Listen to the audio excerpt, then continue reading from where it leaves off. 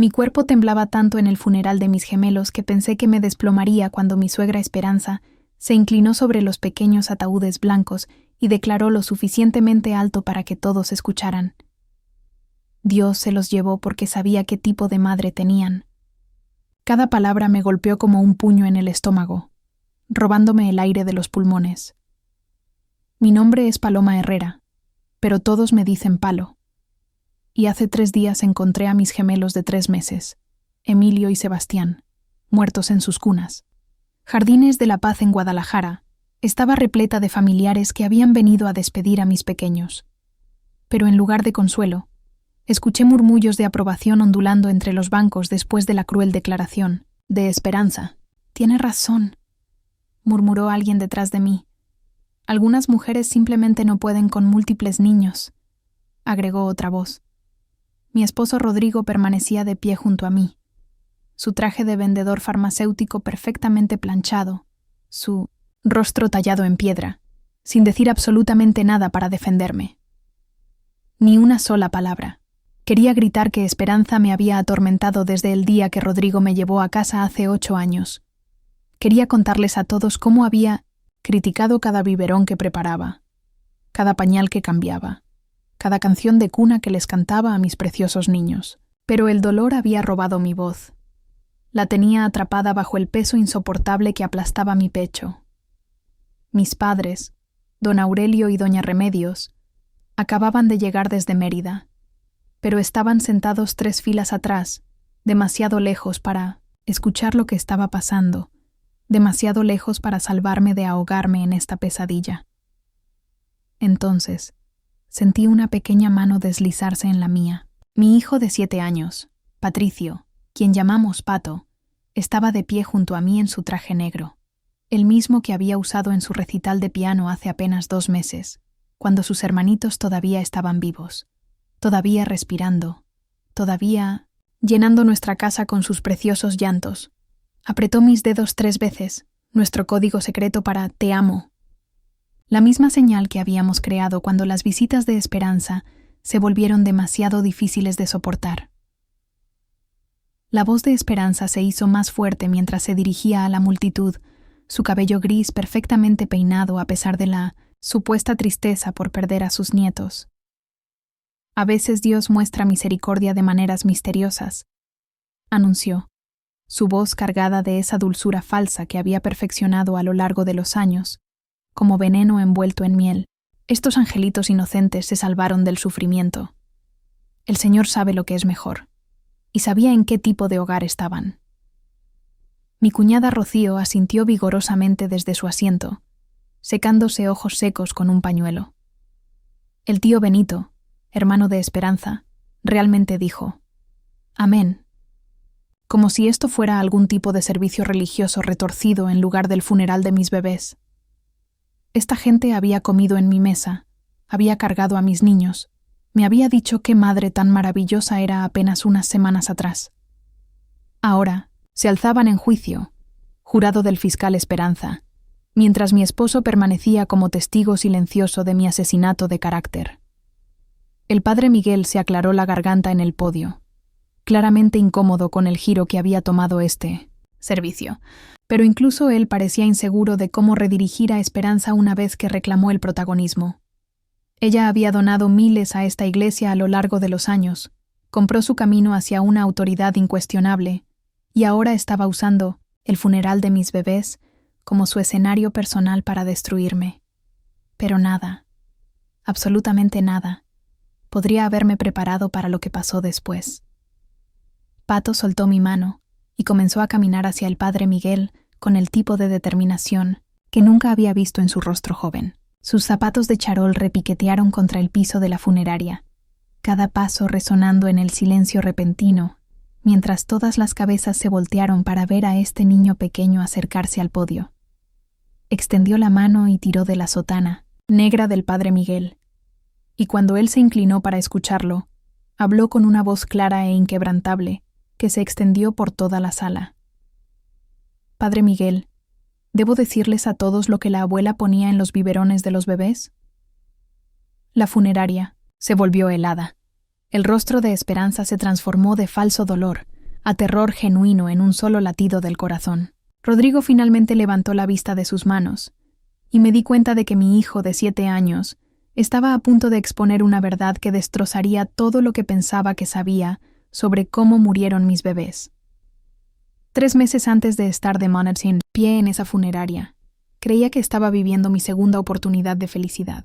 Nuestro hogar en la colonia Providencia de Guadalajara era el tipo de lugar con el que soñaba cuando era niña. 2 pisos, ventanas con marcos azules, un patio trasero con columpios que Rodrigo había instalado él mismo cuando Pato cumplió 5 años. El cuarto de los bebés que había pintado de azul suave con nubes en el techo albergaba 2 cunas, 2 mecedoras y más amor del que pensé que mi corazón podría contener. Emilio y Sebastián habían llegado después de 5 años de intentarlo. 5 años de pruebas de embarazo negativas que se sentían como fallas personales. 5 años de esperanza recordándome que una mujer de verdad ya le habría dado más hijos a su hijo. La mañana en que nacieron los gemelos, recuerdo a Rodrigo sosteniéndolos por primera vez, lágrimas corriendo por su rostro. «Son perfectos, Palo», había susurrado. Y por una vez, solo esa vez, pensé que tal vez podríamos ser la familia que siempre había querido. Incluso Esperanza había parecido más suave ese día, aunque aún se las había arreglado para mencionar que la esposa de su otro hijo, la mujer de Benito, había dado a luz naturalmente sin ningún medicamento para el dolor, mientras que yo me había rendido y pedido epidural. Nuestra rutina diaria se había establecido en un caos controlado para cuando los niños tenían 3 meses. Trabajaba desde casa como diseñadora gráfica, mi laptop perpetuamente abierta en la mesa de la cocina entre alimentaciones y cambios de pañal. Mis clientes eran pacientes, comprensivos cuando una videollamada incluía sonidos de bebé de fondo. Había encontrado mi ritmo. Amamantar a Emilio mientras Sebastián dormía, luego cambiar a diseñar logos durante sus siestas sincronizadas, ayudar a Pato con su tarea mientras cargaba a un gemelo en el rebozo y mecía al otro con el pie. Era agotador, hermoso, todo lo que la maternidad debería ser. Pero los martes y jueves eran diferentes. Esos eran los días que Rodrigo viajaba por su trabajo de ventas farmacéuticas, visitando consultorios médicos en Jalisco y Michoacán, saliendo temprano por la mañana y regresando tarde por la noche. Esos también eran los días que Esperanza insistía en ayudar con los gemelos.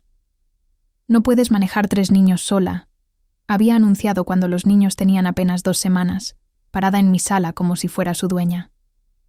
«Yo crié 3 hijos. Sé lo que hago. Tienes que aceptar ayuda, Paloma». Rodrigo había estado de acuerdo inmediatamente. «Mamá tiene razón, amor. Te ves agotada. Déjala ayudar mientras no estoy».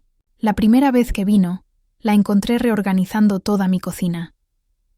«Los biberones van en este gabinete, la fórmula en este otro. Tenías todo mezclado». Cuando traté de explicar mi sistema, me dio esa mirada. La que decía que era demasiado joven, demasiado estúpida, demasiado inadecuada para saber algo sobre criar niños. «He sido madre más tiempo del que tú has estado viva, querida», había dicho.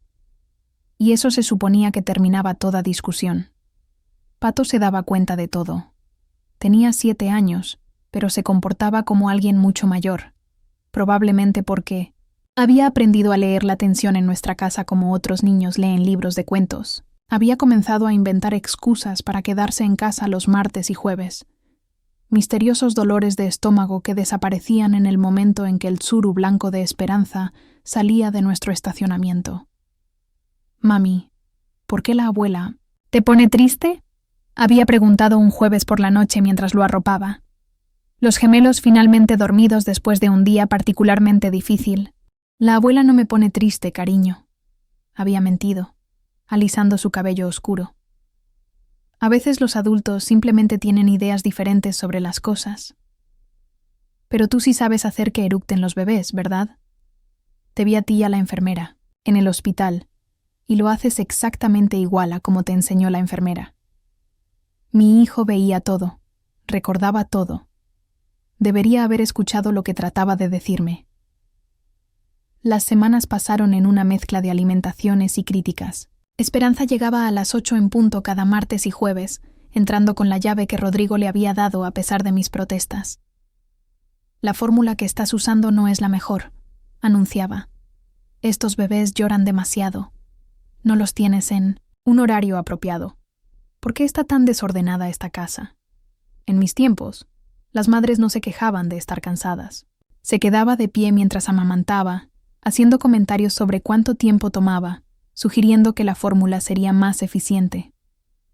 Reorganizaba los cajones de los gemelos, doblaba sus cobijas, verificaba la temperatura de sus biberones, incluso después de que yo ya los había probado.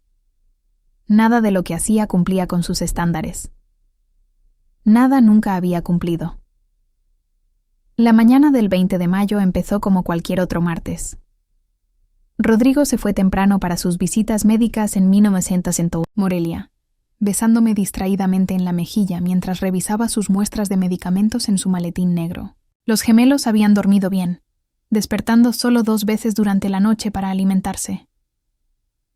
Pato desayunó sus quesadillas en silencio, observándome mientras preparaba los biberones matutinos de Emilio y Sebastián. Siempre había sido un niño observador, pero últimamente su atención se había vuelto casi vigilante. «¿Va a venir la abuela hoy?», preguntó, empujando los frijoles por su plato. «Sí, cariño.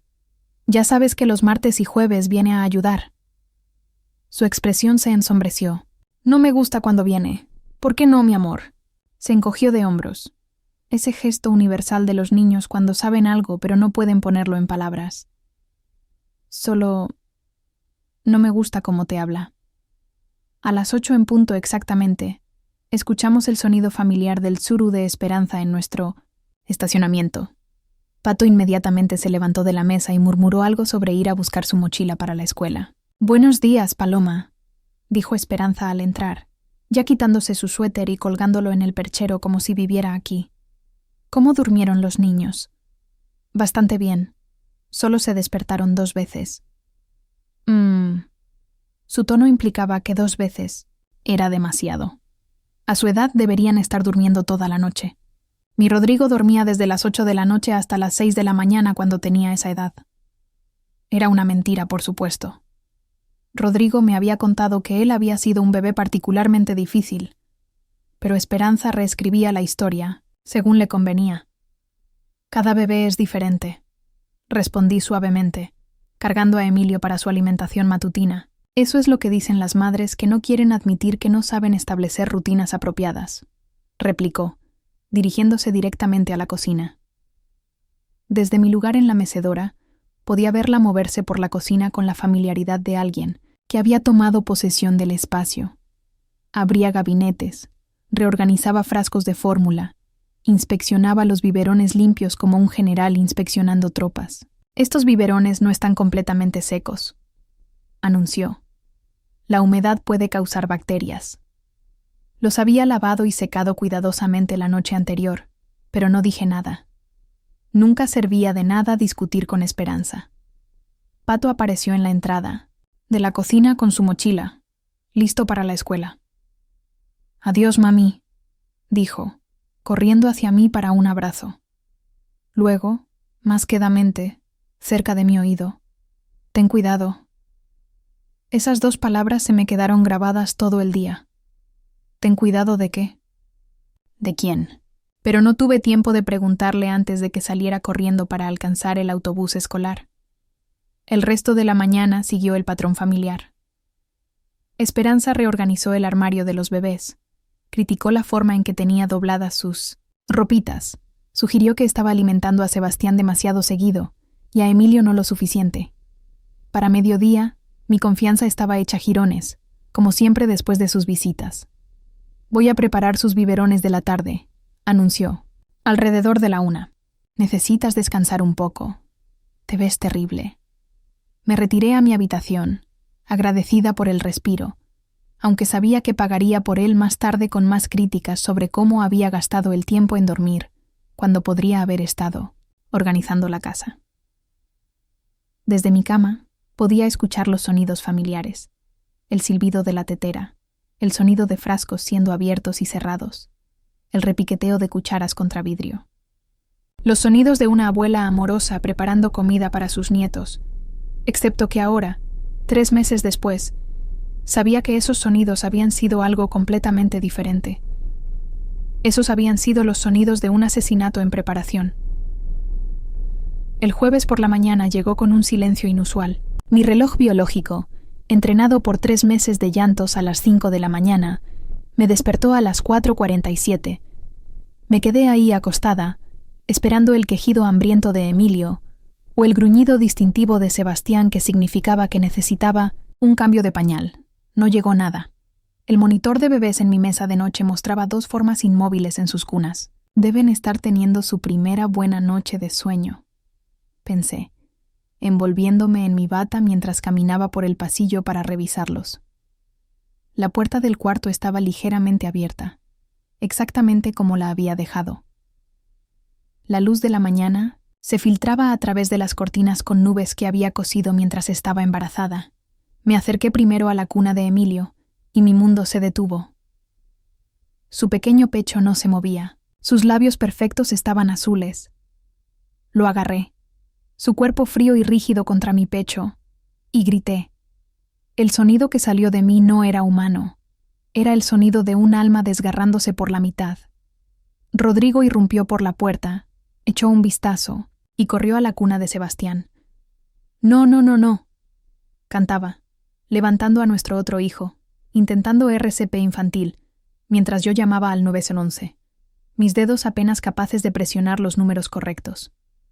La voz tranquila del operador hizo preguntas que no podía procesar. ¿Están respirando? ¿Cuándo los vio vivos por última vez? ¿Qué edad tienen los bebés? 3 meses, logré susurrar entre sollozos. Gemelos, no respiran. Por favor, dense prisa. Los paramédicos llegaron en 6 minutos que se sintieron como 6 años. Trabajaron en mis niños con eficiencia profesional, pero vi la mirada que intercambiaron, esa mirada que decía que estaban realizando procedimientos para nuestro beneficio, no porque hubiera esperanza. El paramédico más joven, un muchacho que no podía tener más de 25 años, se acercó a nosotros con cuidado. «Señora, Herrera, lo siento mucho, pero no hay nada que podamos hacer. Van a necesitar trasladar a los bebés para una autopsia». ¿Una autopsia? Rodrigo encontró su voz por primera vez desde que habíamos descubierto a los niños. ¿Por qué? ¿Qué está diciendo? Es procedimiento estándar cuando 2 infantes mueren sin explicación aparente, señor. El forense necesitará determinar la causa. Declararon a ambos niños muertos a las 5:23 de la mañana. Síndrome de muerte súbita infantil, dijeron inicialmente. 2 bebés a la vez era raro, pero no imposible. A veces con gemelos, cuando uno deja de respirar, el otro sigue. Pero yo sabía que algo estaba mal. Mis bebés habían estado perfectamente sanos. Sebastián había estado riendo justo ayer, agarrando mi dedo con esa fuerza sorprendente que tienen los bebés. Emilio había estado intentando rodar sobre su pancita, alcanzando casi el logro antes de frustrarse y llorar. Bebés sanos no mueren así, los 2, en la misma noche. La casa se llenó de gente en las siguientes horas. Vecinos, parientes, personas cuyas caras apenas reconocía, todos murmurando condolencias, todos preguntando qué había pasado, todos mirándome con esa mezcla de lástima y curiosidad morbosa que la gente reserva para tragedias que no pueden comprender. Pero fue Esperanza quien llegó primero. 1 hora después de que se llevaran a mis bebés, apenas había tenido tiempo de llamar a mis padres en Mérida. Escuchamos Tsutsuru en el estacionamiento. Rodrigo y yo nos miramos, confundidos. ¿La llamaste?, le pregunté. Él negó con la cabeza. Pensé que tú lo habías hecho. Esperanza entró por la puerta trasera con su propia llave, como si fuera cualquier otro martes. Pero su expresión era diferente. No la falsa dulzura habitual, sino algo más calculado, más preparado. Tuve un presentimiento, anunció, quitándose el suéter y colgándolo en el perchero como si nada hubiera cambiado. Me desperté esta mañana con una sensación terrible de que algo estaba mal. Rodrigo se levantó del sofá donde había estado, sentado con la cabeza entre las manos. Mamá, los niños, Emilio y Sebastián están... Lo sé, mijo, dijo, envolviendo sus brazos alrededor de su hijo. Lo sé. Mi pobre niño. Mi pobre, pobre niño. Me quedé ahí parada, todavía en mi bata de baño, todavía con lágrimas corriendo por mis mejillas, y ella ni siquiera me miró. ¿Cómo? ¿Supiste? Pregunté finalmente. Se volteó hacia mí con esa mirada que conocía tan bien, la que me hacía sentir como una intrusa en mi propia vida. Una madre sabe estas cosas, Paloma. Una abuela también. Tenía este presentimiento horrible toda la noche. No pude dormir. Era mentira. Lo supe instintivamente. Esperanza nunca había tenido un presentimiento sobre nada que no la beneficiara directamente. Pero estaba demasiado rota para confrontarla, demasiado destruida para pelear. Los siguientes días se difuminaron en una neblina de arreglos que no me permitieron hacer. Esperanza se hizo cargo de todo, trayendo a su hermana Rocío y hermano Benito como refuerzo. Descendieron sobre nuestra casa como aves carroñeras, seleccionando a través de decisiones que deberían haber sido solo de Rodrigo y mías. Los ataúdes blancos son demasiado caros para bebés, declaró Esperanza en la funeraria Jardines de la Paz, donde nos habíamos reunido para hacer los arreglos. Los de madera son más prácticos. ¿Prácticos? Había encontrado mi voz por un momento. Estamos enterrando a mis bebés, no comprando muebles. Nuestros bebés, había corregido Rodrigo en voz baja. Lo único que había dicho en horas.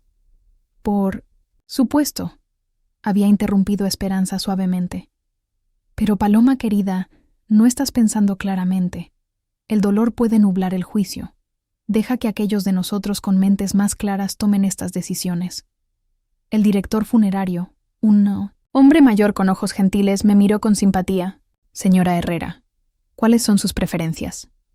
Antes de que pudiera responder, Esperanza se interpuso. Ella está demasiado alterada para tomar decisiones racionales ahora mismo. Como la abuela de los niños, creo que puedo hablar por la familia. Y así fue como perdí el control de los funerales de mis propios hijos. La familia extendida comenzó a llegar el martes por la noche. Cada uno recibió la versión de los eventos de Esperanza antes de siquiera verme. Los observé desde la ventana de mi habitación mientras ella los recibía en la entrada, hablando animadamente, gesticulando hacia la casa, moviendo la cabeza con tristeza. Para cuando entraron, sus ojos contenían sospecha en lugar de simpatía. ¿Cómo le pasa esto a ambos bebés?, preguntó la prima de Rodrigo, Lupita, sin poder mirarme a los ojos. ¿Estaban enfermos? Estaban perfectos, dije. Sanos. Su revisión de los 2 meses fue perfecta. A veces las madres pasan por alto las señales, interrumpió Esperanza. Paloma ha estado abrumada. Traté de ayudar, pero ella insistía en hacer todo ella misma. Esa era una mentira tan audaz que no pude hablar. Ella había estado ahí 2 veces por semana controlando todo, criticando todo. Mi voz murió en mi garganta cuando vi a Rodrigo asintiendo con la narrativa de su madre. Mis padres llegaron el miércoles por la noche, habiendo manejado directo desde Mérida. Mi padre Aurelio echó un vistazo a la dinámica en la casa y me apartó a la cocina. ¿Qué está pasando aquí, Palo? ¿Por qué esa mujer te está tratando como sospechosa en 1505, lugar de como una madre en duelo? Siempre me ha odiado, papá, pero ahora tiene audiencia. Mi madre, Remedios, fue más directa. Confrontó a Esperanza en la sala, su voz cortante con indignación materna. Mi hija acaba de perder a sus hijos. ¿Cómo te atreves a hacer insinuaciones? No, estoy insinuando nada, respondió Esperanza con inocencia ensayada. Pero 2 bebés sanos no mueren así nomás. Las autoridades investigarán cómo deben hacerlo. Es su trabajo hacer las preguntas difíciles. ¿Qué autoridades?, pregunté, un frío nuevo instalándose en mi estómago. La detective Morales. Viene mañana por la mañana, dijo Esperanza, como si fuera la cosa más natural del mundo. Para la investigación rutinaria. ¿Tú llamaste a la policía? Mi voz subió de tono. Alguien tenía que hacer las preguntas difíciles, querida. Es lo que cualquier abuela responsable haría. Pato no se había separado de mi lado, excepto para dormir. Observaba todo con esos ojos agudos, especialmente a su abuela. El miércoles por la noche, lo encontré sentado en el piso de su habitación, con su diario, escribiendo furiosamente. ¿Qué estás escribiendo, mi amor? Levantó la vista hacia mí con lágrimas en los ojos. Cosas que quiero recordar sobre Emi y Sebas, y otras cosas. ¿Qué otras cosas? Cerró el diario cuidadosamente. Solo cosas que noto, como cómo la abuela Esperanza finge llorar, pero sus ojos nunca están mojados. Y cómo papi no te mira. Y cómo el tío Benito y la tía Rocío creen todo lo que dice la abuela aunque ellos no estuvieron aquí. Abracé a mi hijo cerca. Este niño que veía la verdad mientras los adultos elegían la ceguera. A veces la gente ve lo que quiere ver, cariño.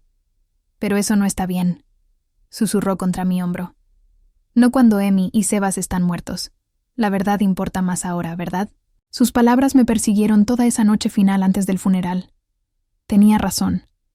La verdad importaba más que nunca. Pero no tenía idea de que mi hijo de 7 años estaba a punto de revelar una verdad que cambiaría todo. Una verdad que había estado documentando con la precisión de un detective, esperando el momento correcto para hablar. Una verdad sobre lo que su abuela realmente había estado haciendo esos martes y jueves, cuando pensaba que nadie estaba mirando.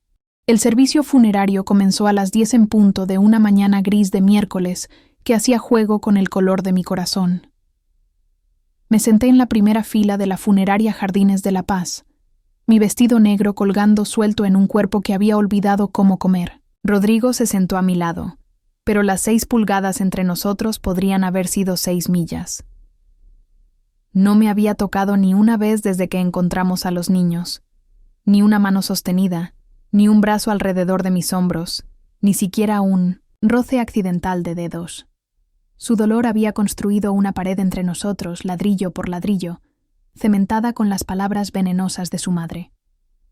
El padre Miguel estaba de pie en el podio, su rostro bondadoso arrugado con dolor genuino. Había bautizado a los gemelos apenas 6 semanas atrás, rociando agua bendita en sus cabecitas perfectas, mientras se retorcían en sus trajes de bautizo blancos.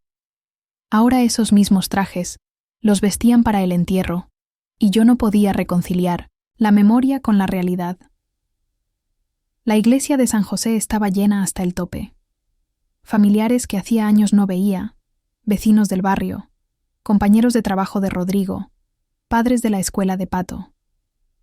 Todos habían venido a despedir a mis bebés, pero el aire estaba espeso con algo más que dolor. Había una tensión subyacente, una corriente de chismes y especulaciones que Esperanza había estado alimentando durante los últimos 3 días.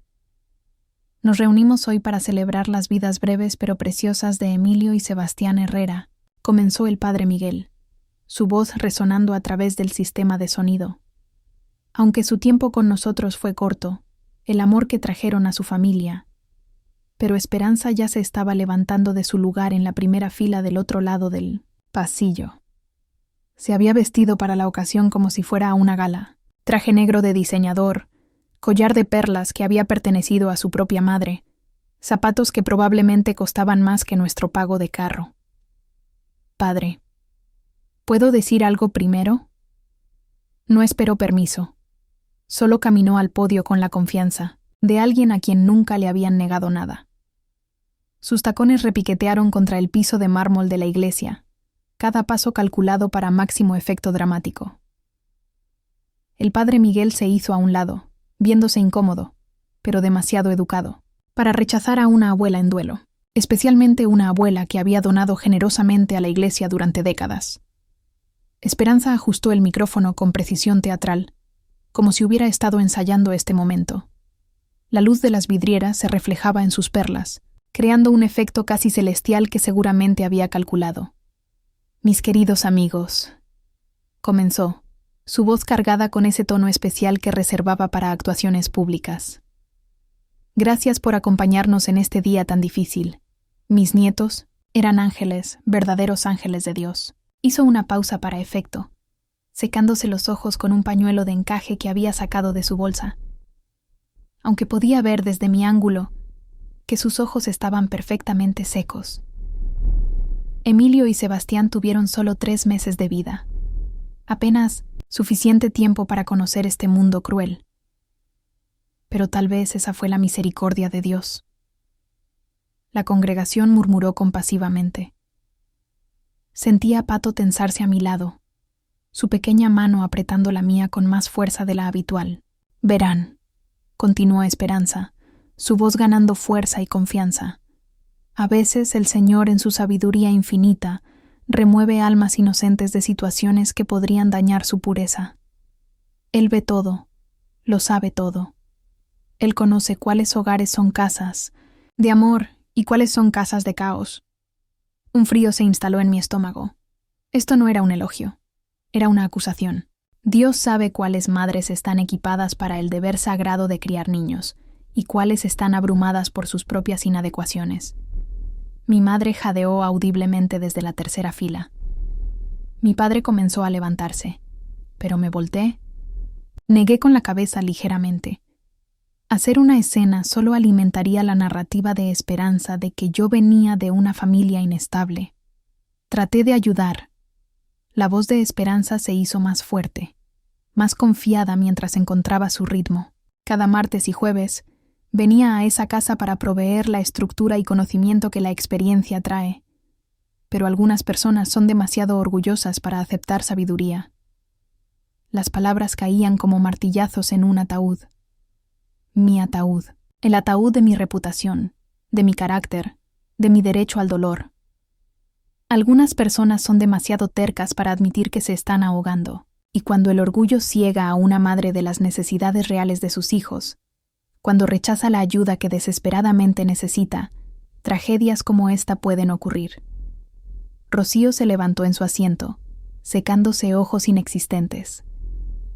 Es verdad, murmuró lo suficientemente alto para que otros escucharan. Siempre se veía tan cansada cuando la visitábamos. Benito asintió solemnemente desde su lugar. La casa nunca estaba ordenada. Los niños siempre parecían inquietos. Era como ver una avalancha ganar impulso. Una mentira seguía a otra. Cada neonento familiar agregando su propia observación distorsionada. Cada comentario construyendo la narrativa que Esperanza había estado plantando cuidadosamente durante días. Y ahora, Esperanza levantó su voz, preparándose para el golpe final. Ahora mi hijo, mi pobre Rodrigo, ha perdido a sus bebés porque alguien no pudo admitir que necesitaba más ayuda de la que estaba dispuesta a aceptar. Sus ojos se encontraron, los míos a través de la iglesia llena, cold, calculadores, triunfantes. Dios se llevó a esos bebés porque sabía qué tipo de madre tenían. El silencio que siguió fue ensordecedor. Entonces comenzaron los murmullos, como un coro infernal de acuerdo. Siempre pensé que se veía abrumada. 3 niños es mucho. Para alguien tan joven. Pobrecito Rodrigo. Debe estar destrozado. Cada susurro era un clavo más en el ataúd de mi carácter, martillado en el lugar donde deberían haber estado enterrando a mis hijos con amor y respeto. Ya basta, mamá. Rodrigo finalmente habló, pero su voz era débil, apenas un susurro que se perdió entre los murmullos. No, mijo. Necesita ser dicho. Esperanza se volteó hacia él con ternura maternal falsa. Es importante que la gente entienda lo que realmente pasó aquí. No por venganza, sino para que otras tragedias puedan evitarse. Se volteó hacia la congregación nuevamente. Una predicadora en su púlpito de mentiras.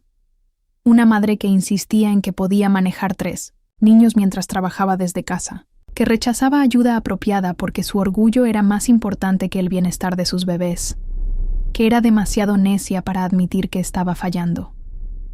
La iglesia estaba completamente silenciosa ahora. Todas las respiraciones contenidas, todos los ojos moviéndose entre Esperanza y yo, como espectadores de un accidente de tráfico. A veces la misericordia de Dios Parece tragedia para aquellos que no entienden sus caminos. Pero él sabía. Oh, él sabía qué les esperaba a esos angelitos si hubieran crecido en un hogar donde la negligencia se disfrazaba de amor maternal. Era demasiado veneno, demasiadas mentiras, demasiada crueldad. Quería levantarme, quería gritar que ella había estado ahí cada martes y jueves, controlando todo, criticando todo, destruyéndome pieza por pieza. Quería contarles a todos que había sido su toxicidad, no mi incompetencia, lo que había envenenado nuestro hogar. Pero mi voz estaba atrapada bajo el peso aplastante del dolor y la injusticia. Las palabras se ahogaban en mi garganta, sofocadas por lágrimas que no podía derramar en público, sin confirmar todo lo que ella había dicho sobre mi inestabilidad. El padre Miguel se aclaró la garganta, claramente incómodo con el giro que había tomado su servicio. Quizás deberíamos proceder con la oración. Pero Esperanza no había terminado. Tenía a su audiencia exactamente donde la quería, y no iba a desperdiciar el momento. «Solo rezo», dijo, su voz rompiendo con emoción convincentemente falsa, «que si Dios en su misericordia los bendice con más hijos, las lecciones se hayan aprendido. Que el orgullo no venza al sentido común otra vez. Que mi pobre hijo no tenga que sufrir otra pérdida porque alguien no pudo admitir sus limitaciones». Fue entonces cuando sentí a Pato alejarse de mi lado. Se levantó con una dignidad que no debería haber poseído a los 7 años, enderezando su traje negro con la precisión de un soldado preparándose para la batalla. Se movió hacia el pasillo central, y cada cabeza en la iglesia se volteó para mirarlo. Sus zapatos de charol hicieron clic contra el piso de mármol mientras caminaba. No hacia el baño, no hacia la salida, sino directamente hacia el podio donde Esperanza todavía se aferraba al micrófono como una actriz reacia a dejar el escenario. El sonido de sus pequeños pasos resonó a través de la iglesia silenciosa, cada uno llevándolo más cerca del momento que cambiaría todo.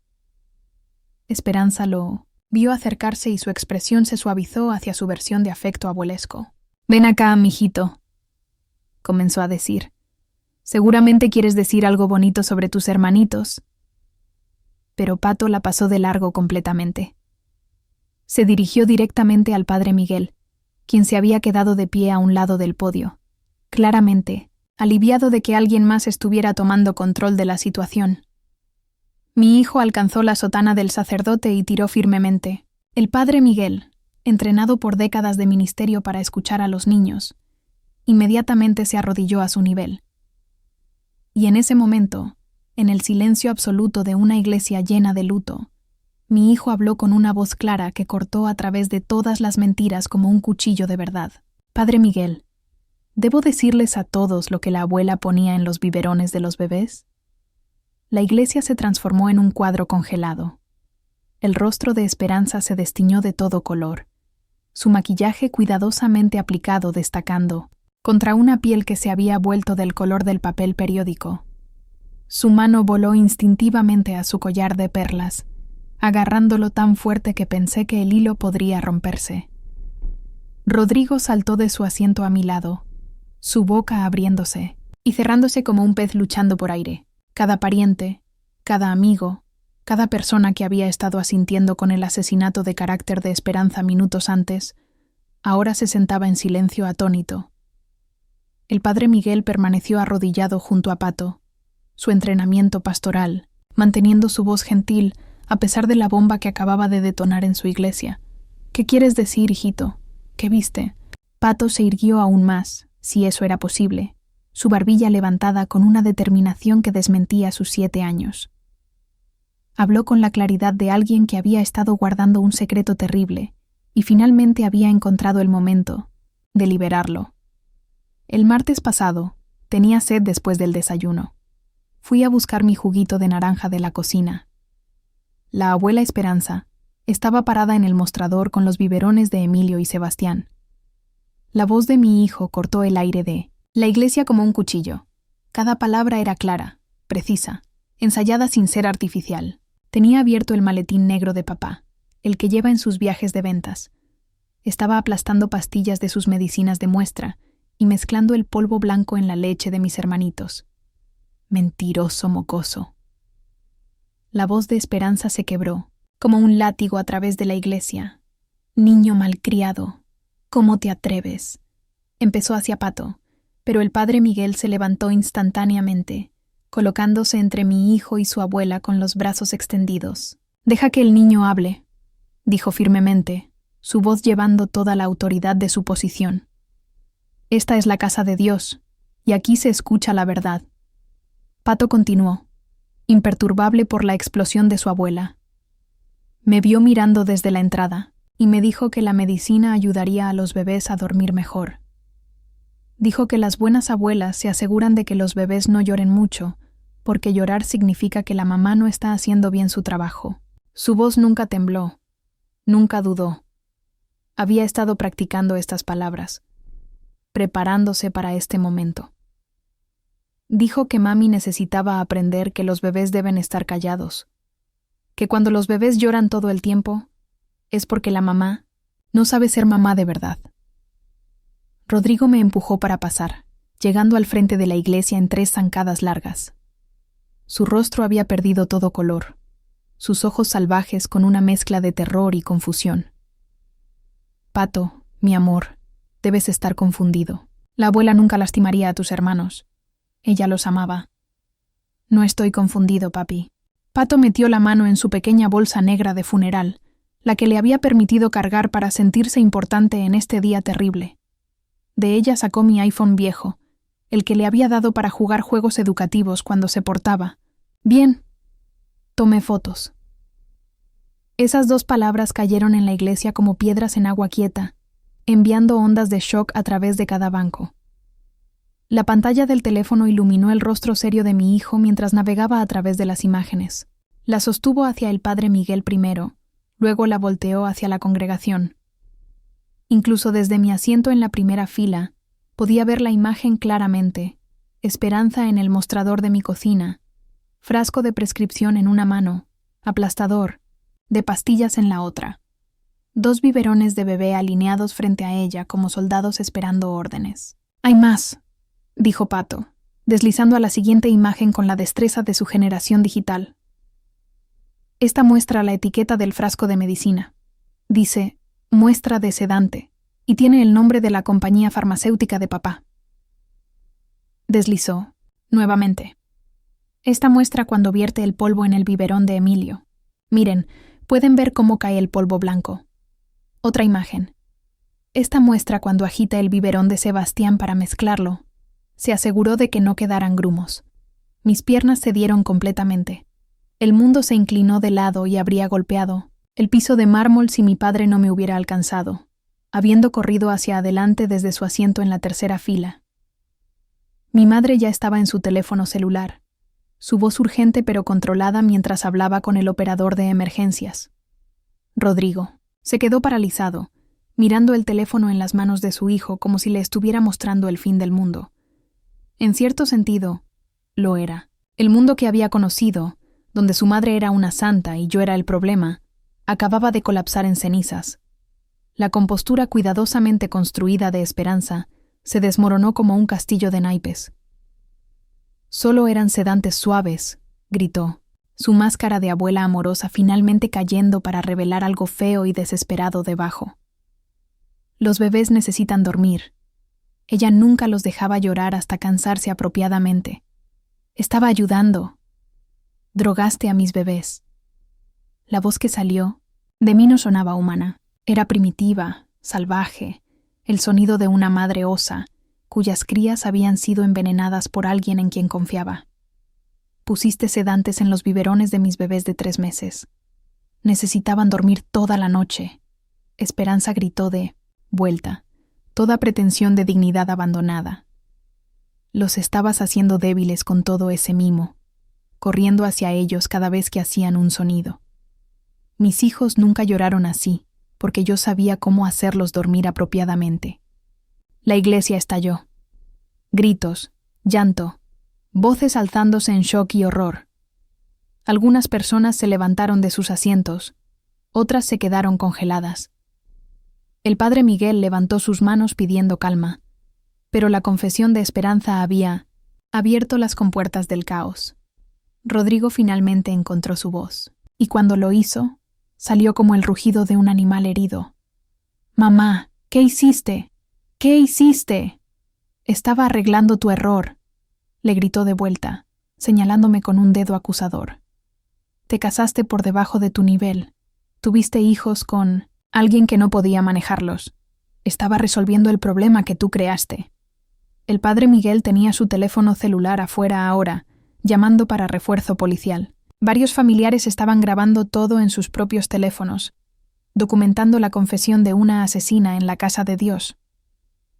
Rocío se había colapsado en su banco, sollozando histéricamente. Benito se quedó con la boca abierta, incapaz de procesar que su hermana acababa de confesar haber drogado bebés. Pero Pato no había terminado. Mi hijo valiente, mi pequeño detective, tenía más evidencia que presentar. «Yo también lo escribí todo», dijo, sacando un pequeño diario forrado en cuero de su bolsa. Era uno que yo le había comprado para sus composiciones escolares, pero que había estado usando para un propósito mucho más siniestro. Cada vez que la abuela venía, escribí lo que decía sobre mami, lo que hacía con los biberones, cómo actuaban los bebés después de tomarlos. La abuela dijo que cuando se ponían muy dormidos y no se despertaban ni para comer, eso significaba que la medicina estaba funcionando bien. Abrió el diario, sus dedos pequeños encontrando la página que buscaba con la facilidad de alguien que había repasado estas entradas muchas veces. Leyó con su voz clara de niño. Martes 15 de mayo. La abuela puso medicina en los biberones. De Emi y Sebas otra vez. Usó más que la vez pasada. Dijo que necesitaban aprender a dormir como bebés muertos. Esas fueron sus palabras exactas. Dormir como bebés muertos. Un silencio horrible cayó sobre la iglesia. Las palabras de un niño de 7 años acababan de revelar el alma podrida de una mujer que había asesinado a sus propios nietos. Continué escribiendo. Siguió Pato, pasando páginas. Jueves 17 de mayo. La abuela trajo diferentes pastillas. Dijo que las azules funcionaban mejor que las blancas. Los bebés durmieron tanto que mami se preocupó y siguió revisando si respiraban. Me recordé de ese día. Había estado paranoica, revisando a los gemelos cada pocos minutos, sintiendo que algo estaba mal, pero sin poder identificar qué. Martes, 22 de mayo. La abuela usó muchas más pastillas. Dijo que era la última vez que necesitaría hacerlo porque finalmente habrían aprendido a dormir como debían. Dijo que después de esa noche, nunca más despertarían a mami. Las últimas palabras resonaron a través de la iglesia como una sentencia de muerte, porque eso era exactamente lo que habían sido. Sirenas sonaron a la distancia, acercándose rápidamente. Esperanza las escuchó también, y la realidad de su situación finalmente la golpeó. Intentó correr hacia la salida, pero mi padre y otros 3 hombres ya habían bloqueado las puertas. Se volteó salvajemente, buscando otra ruta de escape, pero estaba atrapada en la casa de Dios con su confesión resonando desde las paredes sagradas. «Estaba ayudando», siguió gritando mientras se daba vueltas como un animal enjaulado. Esos bebés necesitaban disciplina, estructura, no una madre débil que no sabía cómo hacer que se comportaran. La policía irrumpió por las puertas de la iglesia como ángeles vengadores. La detective Patricia Morales, a quien reconocí, de la investigación inicial, evaluó la escena con eficiencia profesional. El padre Miguel inmediatamente se acercó a ella, gesticulando hacia Pato y el teléfono que aún sostenía, explicando rápidamente lo que acababa de presenciar. En cuestión de minutos, un oficial estaba cuidadosamente embolsando el teléfono como evidencia, mientras otro leía a Esperanza sus derechos. El diario de Pato también fue marcado como evidencia, cada entrada fechada que había escrito ahora parte de un caso de homicidio. Mientras esposaban a mi suegra junto a los ataúdes de mis bebés, en la iglesia donde había venido a destruir, mi carácter antes de ser expuesta como una asesina, me miró con un odio tan puro que me hizo temblar. «Esto es tu culpa», siseó mientras los oficiales la arrastraban hacia las puertas. Si hubieras sido una mejor madre, nunca habría tenido que intervenir. Tus bebés estarían vivos si supieras cómo ser una madre de verdad. Incluso mientras la arrestaban por asesinato, seguía culpándome. Incluso con la evidencia abrumadora de su culpa, su última acción fue tratar de plantar una semilla más de duda, un último intento de hacer que todo fuera mi culpa. Pero esta vez, nadie la escuchó. Esta vez, la verdad había hablado con la voz clara e inquebrantable de un niño de 7 años que había tenido el valor de documentar el mal cuando todos los adultos a su alrededor habían estado demasiado ciegos o demasiado asustados para verlo. Mientras se llevaban a Esperanza, me arrodillé y abracé a mi hijo, este pequeño héroe que había salvado no solo futuros bebés de un monstruo, sino que también había salvado el alma de su madre de una vida de culpa inmerecida. Lo hiciste bien, mi amor, susurré en su oído. Lo hiciste muy, muy bien. Y por primera vez en días, finalmente pude llorar por mis bebés, sin el peso de la culpa aplastando mi pecho. Porque ahora sabía la verdad. Y la verdad, sin importar lo horrible que fuera, finalmente me había liberado. La comisaría de policía se convirtió en nuestro segundo hogar durante las siguientes 72 horas. La detective Patricia Morales trabajó con un especialista forense pediátrico para acelerar las pruebas toxicológicas en mis bebés. El Laboratorio Criminológico de Guadalajara, que normalmente tardaba semanas en procesar evidencia, puso el caso de los gemelos en prioridad máxima. Cuando llegaron los resultados, el rostro del médico forense me dijo todo antes de que siquiera abriera la boca para hablar. Señora Herrera, dijo el doctor Vázquez, un hombre de mediana edad con ojos gentiles detrás de lentes gruesos. Encontramos niveles letales de zolpidem en el sistema de ambos niños. ¿Zolpidem?, preguntó Rodrigo, su voz apenas un susurro. Es un sedante potente, parte de las muestras farmacéuticas que su empresa distribuye a médicos. Nunca, bajo ninguna circunstancia, debe administrarse a niños menores de 18 años. Para bebés de 3 meses. Su voz se desvaneció. La dosis que recibieron era suficiente para suprimir completamente sus sistemas respiratorios. Se quedaron dormidos y simplemente dejaron de respirar. Las palabras cayeron como piedras en mi estómago. Mis bebés no habían sufrido, el doctor me aseguró. Habían perdido la conciencia rápidamente y no sintieron dolor. Pero esa pequeña consolación se ahogaba en el océano de horror, que era saber que habían sido asesinados deliberadamente. La investigación que siguió descubrió el horror completo y calculado de las acciones de Esperanza. Los técnicos forenses revisaron su computadora doméstica y encontraron un historial de búsquedas que se remontaba a 2 meses atrás. ¿Cuánto medicamento para sueño infantil? Bebés que no despiertan para comer. Hacer que bebés duerman toda la noche medicina. ¿Qué pasa si un bebé toma medicina de adulto? Y la más escalofriante de todas. Sobredosis infantil. Síntomas, ¿cuánto tiempo? Había estado planeando esto meticulosamente, escalando las dosis gradualmente para que pareciera un proceso natural. Los análisis forenses de cabello de los gemelos revelaron trazas de sedantes que se remontaban a 6 semanas antes de su muerte. Había estado drogándolos durante 1 mes y medio, aumentando la cantidad cada vez hasta que finalmente les dio una dosis letal. El martes antes de su muerte, según los niveles encontrados en sus pequeños cuerpos, les había administrado 10 veces la cantidad con la que había empezado. Rodrigo se desmoronó completamente cuando escuchó los detalles completos. Lo encontré una tarde sentado en el piso de lo que había sido el cuarto de los gemelos, sosteniendo la foto del bautizo, sollozando de una manera que nunca había visto llorar a un hombre adulto. Le di acceso a mis muestras médicas, repetía, una y otra vez como un mantra de culpa. Le di la llave de nuestra casa.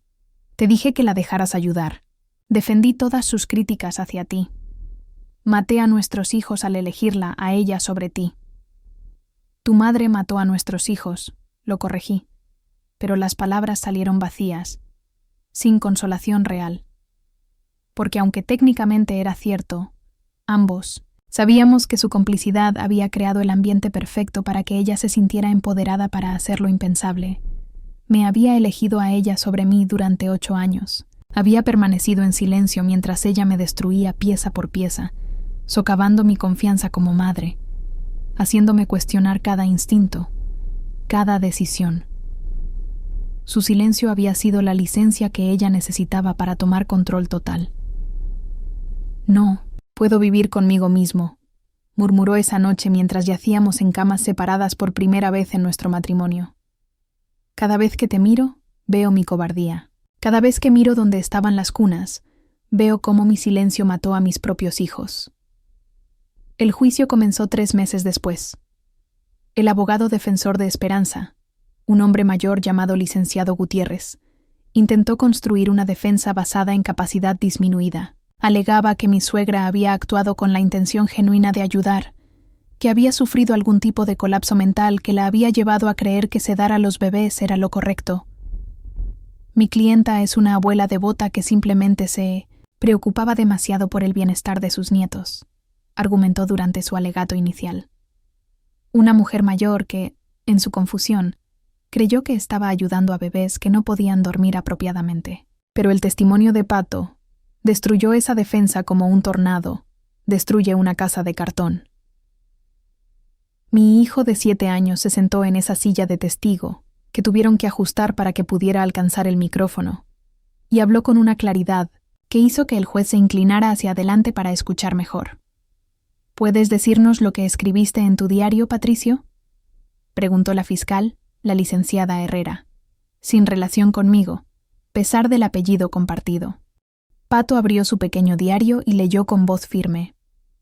8 de mayo. La abuela dijo que mami era demasiado estúpida para saber que los bebés necesitan disciplina.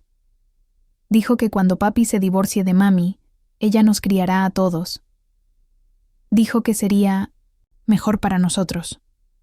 Una pausa para pasar la página. 13 de mayo. La abuela puso medicina en los biberones y me dijo que eran vitaminas especiales. Pero yo sé cómo se ven las vitaminas. Y esto no eran vitaminas. Era polvo blanco de las pastillas, que aplastaba. Otra página. 18 de mayo. Los bebés durmieron tanto después de tomar sus biberones que mami se preocupó y siguió revisando si respiraban. La abuela dijo que eso significaba que la medicina estaba funcionando y que mami finalmente aprendería a no molestar a bebés que duermen bien. Y finalmente, 22 de mayo, el último día. La abuela usó muchas más pastillas que antes. Dijo que los bebés dormirían tan profundo esa noche que nunca más despertarían. Se rió cuando lo dijo. Dijo que después de esa noche ya no habría más lloriqueos en nuestra casa. El silencio en la sala del tribunal era absoluto. Incluso el taquígrafo había dejado de teclear, paralizado por las palabras de un niño, describiendo la planificación de un doble asesinato. Esperanza, sentada en la mesa de la defensa, finalmente había perdido toda compostura. Lloraba, pero no lágrimas de remordimiento. Eran lágrimas de autocompasión, de rabia porque su plan perfecto había sido descubierto por un niño de 7 años. «¡Él no entiende!», gritó desde su asiento, ignorando los frénticos esfuerzos de su abogado por callarla. «Era solo un niño. Los bebés estaban mejor sin esa madre incompetente». «Señora Moreno, por favor», dijo el juez, pero ella no. Se detuvo. Hice lo que cualquier abuela responsable habría hecho. Protegí a esos bebés de una vida de negligencia.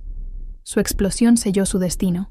El jurado la había escuchado confesar nuevamente, esta vez bajo juramento, que había matado deliberadamente a mis hijos porque creía que yo no era digna de ser su madre. El jurado deliberó por menos de 2 horas. Cuando regresaron, el capataz se levantó con un papel que temblaba ligeramente en sus manos. En el cargo de homicidio calificado en primer grado de Emilio Herrera, encontramos a la acusada culpable. En el cargo de homicidio calificado en primer grado de Sebastián Herrera, encontramos a la acusada culpable. Esperanza no gritó esta vez. En su lugar, se volvió hacia mí con una sonrisa fría que me heló la sangre. «Valió la pena», dijo, lo suficientemente alto para que yo escuchara. Al menos ahora todo el mundo sabe qué tipo de madre eres realmente. Incluso condenada a cadena perpetua sin posibilidad de libertad condicional, incluso expuesta como una infanticida, su último acto fue tratar de herirme una vez más. Rodrigo pidió el divorcio una semana después de que terminara el juicio. No porque me culpara por la muerte de los niños, los abogados, los médicos, incluso él mismo finalmente entendían que yo había sido una víctima tanto como los gemelos, sino porque no podía vivir consigo mismo. Cada vez que te veo, recuerdo que permanecí en silencio mientras ella te torturó. Me dijo una tarde mientras empacaba sus cosas. La elegí a ella sobre ti, sobre nuestra familia, sobre la seguridad de nuestros propios hijos. No puedo pedirte que perdones algo que yo mismo no puedo perdonar. Tenía razón. No merecía perdón. No todavía. Tal vez nunca. El perdón no es algo que se puede exigir o programar. Es algo que se da cuando el corazón está listo. Y el mío aún no estaba. Se mudó a Monterrey para empezar de nuevo, lejos de los recuerdos que lo atormentaban. Manda dinero religiosamente. Llama a Pato 2 veces por semana para videochat, pero ambos sabemos que está huyendo de fantasmas que lo seguirán sin importar a dónde vaya. Algunas culpas son demasiado pesadas para cargar, y la suya era una de ellas. Pato y yo nos quedamos en Guadalajara por unos meses más, tratando de decidir qué hacer con los pedazos de nuestra vida destrozada. La casa se sentía como un mausoleo, cada habitación llena de recuerdos de voces que nunca volveríamos a escuchar. Una noche, encontré a mi hijo sentado en el que había sido el cuarto de los gemelos, ahora vacío excepto por 2 sillas donde habían estado las cunas.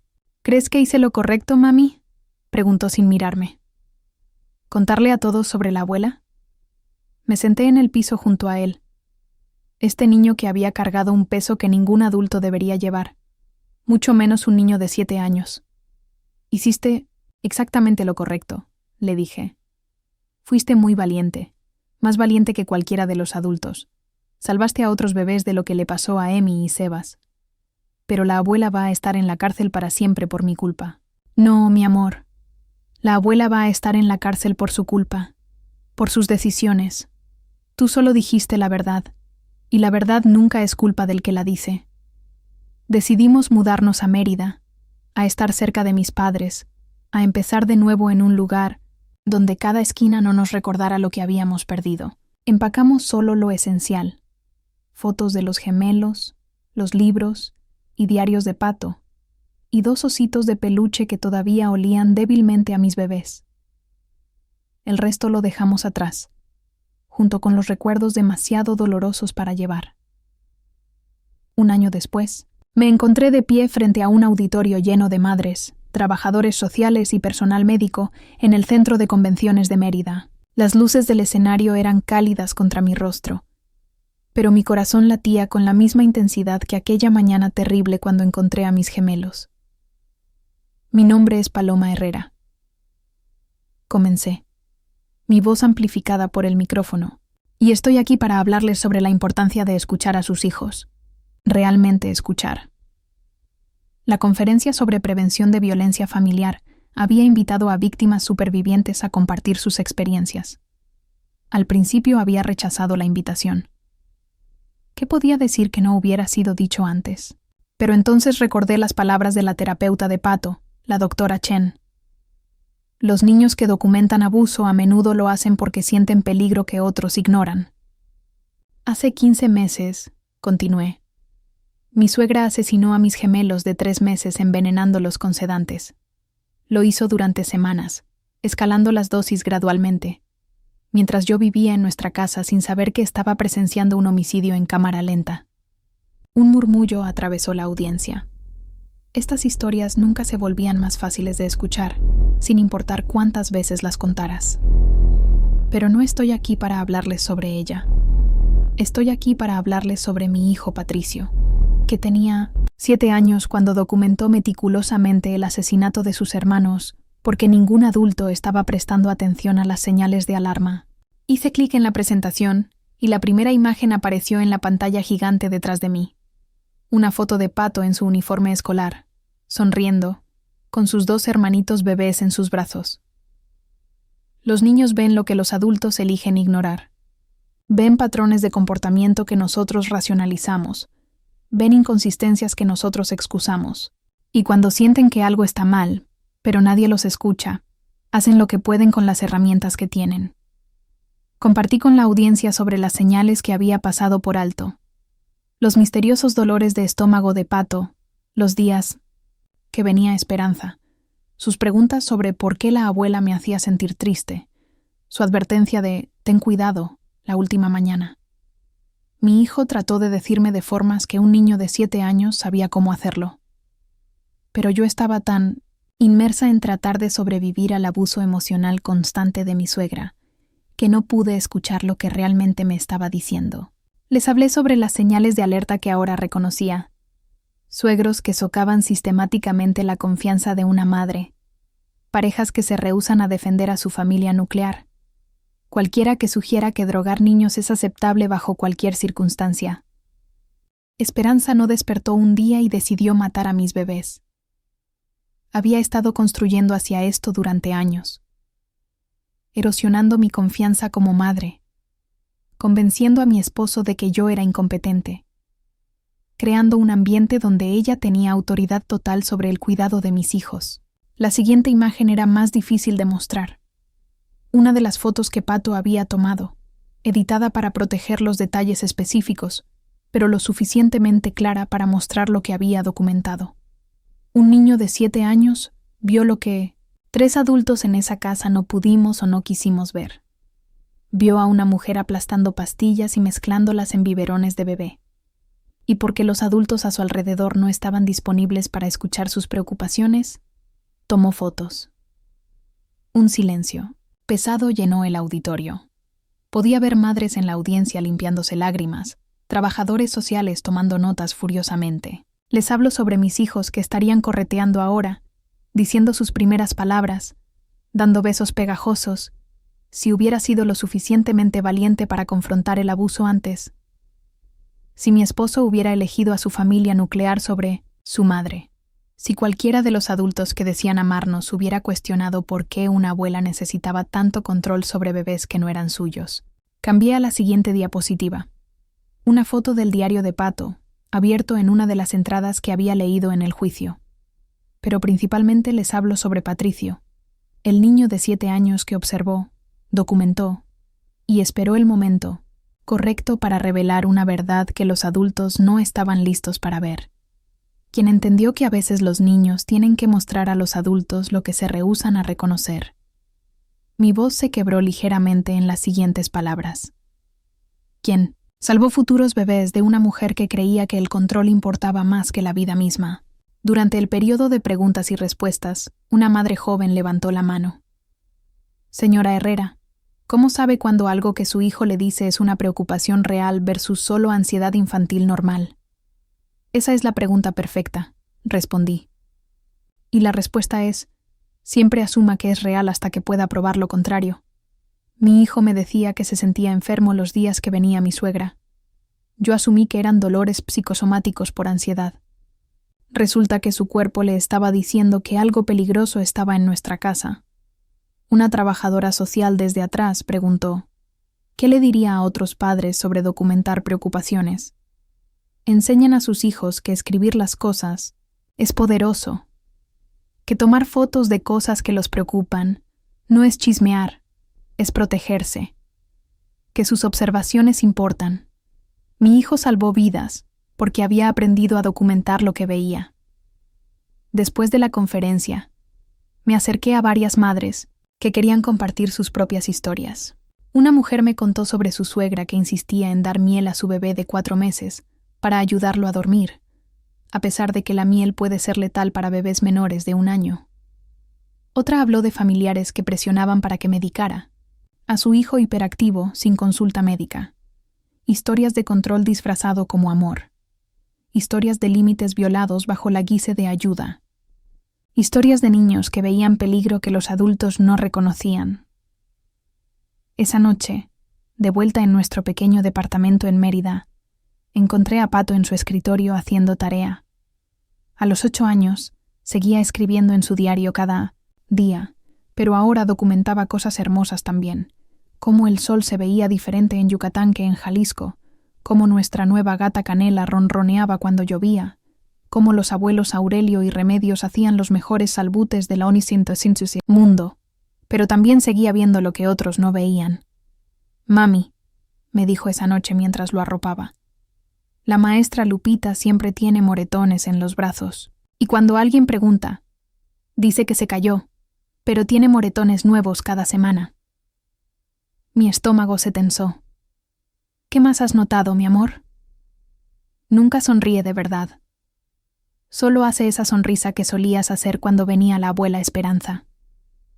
La sonrisa de estoy bien cuando no estás bien. ¿Has escrito sobre esto? Asintió. ¿Debo decirle a alguien? Sí, mi amor. Siempre escribe lo que ves. Y siempre dile a alguien cuando estés preocupado por un adulto. La verdad importa. Al día siguiente, llamé a la directora de la escuela. Resultó que otros maestros también habían notado los moretones, pero habían asumido que la maestra Lupita era simplemente propensa a accidentes. Una investigación discreta reveló que su esposo la había estado golpeando durante meses. La maestra Lupita obtuvo la ayuda que necesitaba, porque un niño de 8 años había aprendido a confiar en sus instintos y documentar lo que veía. Esa era la lección que quería que el mundo aprendiera de la tragedia de mis gemelos. Los niños ven la verdad que los adultos a menudo no ven o no quieren ver. Sus voces pequeñas a menudo cargan las verdades más grandes. 6 meses después de mi primera conferencia, había hablado en una docena de eventos similares a través del país. Mi historia se había vuelto parte de programas de entrenamiento para trabajadores sociales, personal médico, maestros, cualquiera que trabajara con familias. No porque fuera especial, sino porque era devastadoramente común. Familias donde el abuso se disfrazaba como preocupación. Niños que veían peligro que los adultos racionalizaban. Víctimas silenciadas por dinámicas familiares tóxicas. El día que Esperanza murió en prisión, un infarto masivo, dijeron, no sentí alegría, pero tampoco sentí pena. Sentí una especie de cierre plano, como cerrar un libro que nunca había querido leer en primer lugar. Pato escribió en su diario esa noche: «La abuela mala está muerta. No me da gusto porque estar feliz por la muerte está mal. Pero ya no puede lastimar más bebés. Eso sí me da un poquito de paz. Mi niño sabio. Mi pequeño filósofo. Mi hijo que había aprendido a ver el mundo con ojos de detective pero corazón de poeta». Rodrigo llegó para el funeral de su madre. Fue la primera vez que lo había visto en persona desde el divorcio. Se veía mayor, más delgado, marcado por una culpa que había estado cargando durante 2 años. «¿Cómo está Pato?» Fue lo primero que preguntó. Fuerte. Resiliente. Sigue escribiendo. Sigue viendo cosas que otros no ven. Sigue siendo el niño más valiente que conozco. ¿Y tú? Sobreviviendo. Encontrando propósito en asegurarme de que Emi y Sebas no murieron por nada. Nos quedamos de pie en silencio junto a las pequeñas lápidas de nuestros hijos. Emilio y Sebastián Herrera, amados hijos y hermanos. Sus vidas fueron breves, pero su legado perdura. ¿Alguna vez me perdonarás?, preguntó Rodrigo finalmente. No lo sé, respondí honestamente.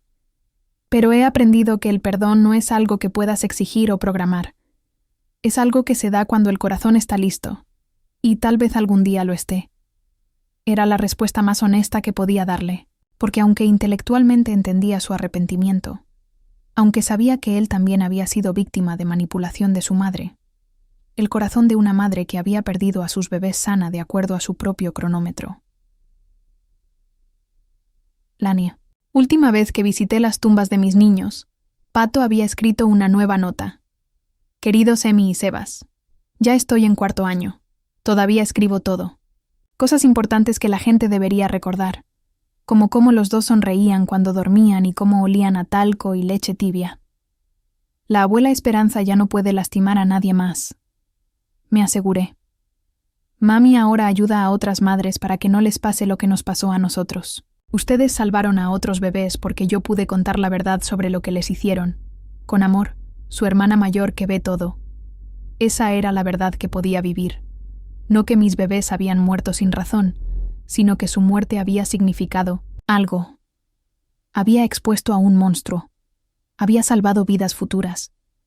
Había enseñado al mundo a escuchar a los niños cuando hablan de peligro.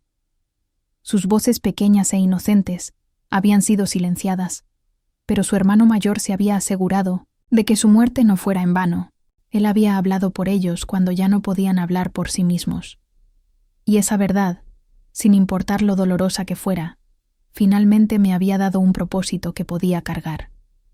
Asegurarme de que otros niños fueran escuchados antes de que fuera demasiado tarde, porque a veces las voces más pequeñas cargan las verdades más grandes, y el mundo necesita aprender a escuchar.